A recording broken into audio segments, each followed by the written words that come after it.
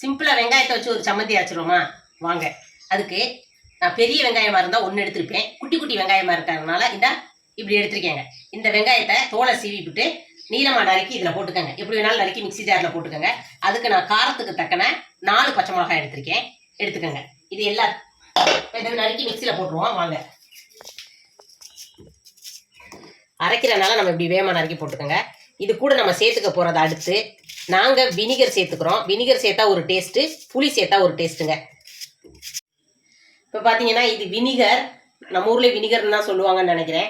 இதில் இருந்தால் ஒரே ஒரு மூடி, அந்த மூடிக்கு ஒரு மூடி மட்டும் ஊற்றுறேங்க. இது கூட கொஞ்சமாக உப்பு சேர்த்துக்குவோம். தேவைக்கு தக்கன உப்பு சேர்க்குறேன். இதை இப்போ நம்ம அரைச்சி எடுத்துக்குவோம்.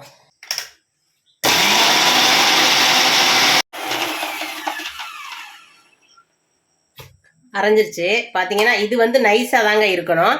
இப்படி அரைச்சி எடுத்துக்குவோம். இப்போ பார்த்தீங்கன்னா அரைச்சி எடுத்து வச்சுருக்கோம். இதில் நான் 1 ஸ்பூன் தேங்காய் எண்ணெய் ஊற்றுறேங்க. பச்சை தேங்காய் எண்ணெய், பச்சை தேங்காய் எண்ணெய் ஊற்றிருக்கேன். இதில் வேறு ஒன்றுமே நம்ம செய்ய வேண்டாம். இவ்வளவுதான், சிம்பிள். இந்த சம்மந்தியை நீங்கள் சோறுக்கு கூட்டலாம், தோசைக்கு கூட்டலாம், இப்படி எல்லாத்துக்கும் கூட்டலாம். மாங்காயை வச்சு நான் ஒரு சம்மந்தி அரைச்சி காமிச்சேன், அதுவும் சூப்பராக இருந்துச்சு.